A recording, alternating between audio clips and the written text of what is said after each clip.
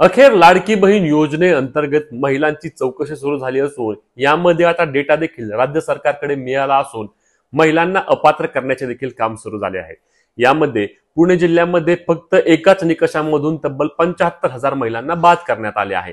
आता हा निकष काय असणार आहे, तसेच यामध्ये घरोघरी जाऊन पडताळणी कशी केली जाणार आहे, ही पडताळणी कोण करणार आहे, याबद्दलची सविस्तर माहिती आपण या व्हिडिओमध्ये पाहणार आहोत।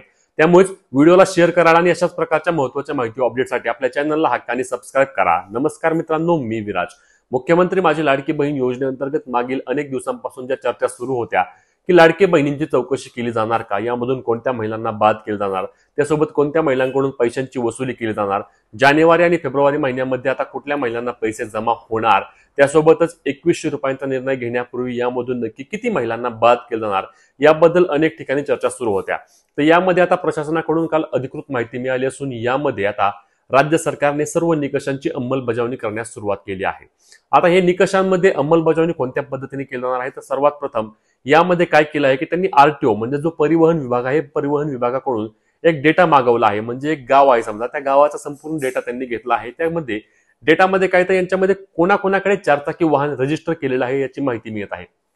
आता समजा एखाद्या कुटुंबात एखादी यादी आहे, एखाद्या गावची यादी आहे, त्यामध्ये कोणकोणत्या महिला किंवा कोणकोणत्या कुटुंबाच्या नावावर चारचाकी वाहन आहे। समजा आता मी आहे, माझ्या नावावर चारचाकी वाहन आहे, तर मग माझ्या कुटुंबातील कोणती व्यक्ती लाडकी बहीण योजनेअंतर्गत पात्र आहे का हे तपासणार कोण आहे, तर हे अंगणवाडी सेविका तपासणार आहेत।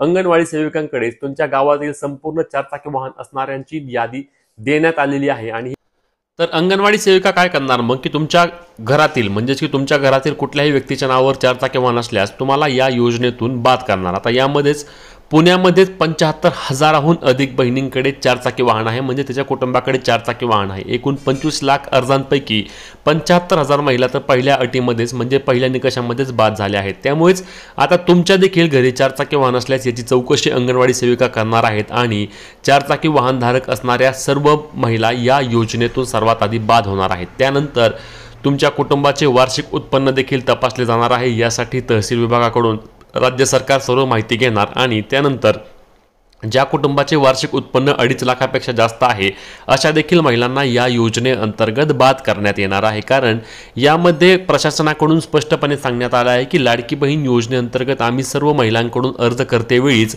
हमीपत्र भरून घेतले होते आणि या हमीपत्रांमध्ये हे सर्व निकष होते। यामध्ये कोणत्याही प्रकारचा नवीन निकष आम्ही लावलेला नाहीये।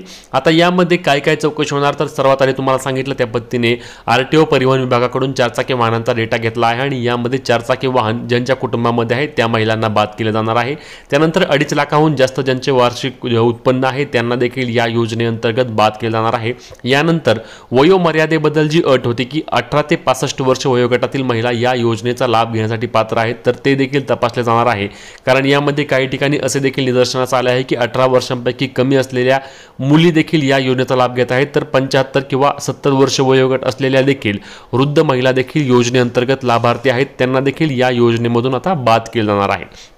यानंतर काय तपासले जाणार आहे, तर यानंतर संजय गांधी निराधार योजनेचा लाभ घेणाऱ्या महिलांची यादी तपासली जाईल। त्यासोबत पीएम किसान नमो शेतकरी योजनेचा लाभ घेणाऱ्या महिलांची देखील यादी तपासली जाणार आहे आणि त्या देखील महिलांना परिणामी या योजनेअंतर्गत बाद केले जाणार आहे।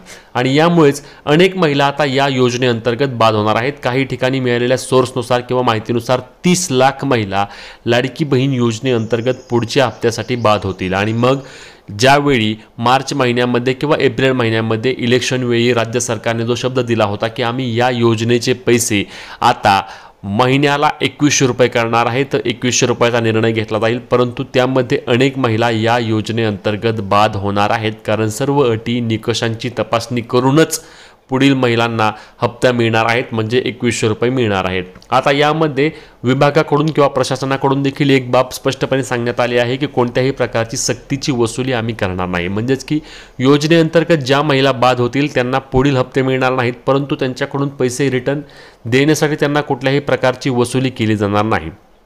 ज्या महिला स्वतःहून आता म्हणत आहेत की आम्हाला या योजनेअंतर्गत पैसे परत करायचे आहेत, त्यांच्यासाठी व्हॉलंटरी सरेंडर नावाचा एक ऑप्शन आणण्यात येईल आणि त्याद्वारे महिला पैसे परत करू शकणार आहेत। यामध्ये पीएम किसान आणि नमो शेतकरी योजनेसाठी देखील हा व्हॉलंटरी सरेंडर नावाचा ऑप्शन आणला होता आणि तोच ऑप्शन देखील आता केंद्र सरकारद्वारे राज्य सरकार बोलून त्यामध्ये आणण्यात येणार आहे। त्यासोबतच ई-केवायसी प्रणाली देखील आता लवकरात लवकर राज्य सरकार यासाठी आणणार आहे आणि EKYCद्वारे देखील यामधून अनेक महिलांना बाद करण्यात येईल। म्हणजेच की EKYCद्वारे काय समजते की सदरची महिला लाभ घेणारी लाडकी बहीण ही जिवंत आहे का, किंवा त्यांनी जो लाभ घेतलेला आहे तो लाभ योग्य आहे का, याबद्दलची चौकशी होणार आहे। त्यासोबतच आता ज्या कुटुंबातला म्हणजे ज्यांच्याकडे 5 एकरपेक्षा जास्त जमीन आहे अशा देखील लाडक्या बहिणींना यामध्ये अपात्र करण्यात येणार आहे आणि यामधून लाडकी बहीण योजनेअंतर्गत अनेक महिला बाद होतील। परंतु यामध्ये एक बाब लक्षात घ्यायची आहे की लाडकी बहीण योजनेअंतर्गत ज्या लाडक्या बहिणींनी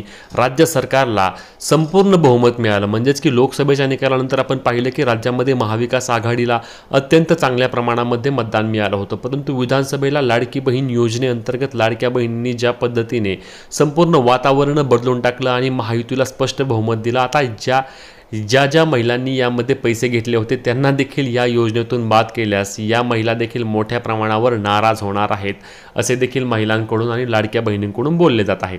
आता याबद्दलची सविस्तर माहिती तुम्हाला जे अपडेट येतील ते तुम्हाला पुढे आपल्या चॅनलवरती सर्वात आधी मिळणार आहेत। यामध्ये कुठली अपडेट येत आहे, कोण काय बोलत आहे, ही सर्व माहिती तुम्हाला मिळणार आहे। त्यामुळेच आपली माहिती किंवा आपला चॅनल सबस्क्राईब करायला विसरू नका आणि ही माहिती जास्तीत जास्त महिलांपर्यंत शेअर करायला विसरू नका। भेटूया पुढच्या व्हिडिओमध्ये, तोपर्यंत जय महाराष्ट्र।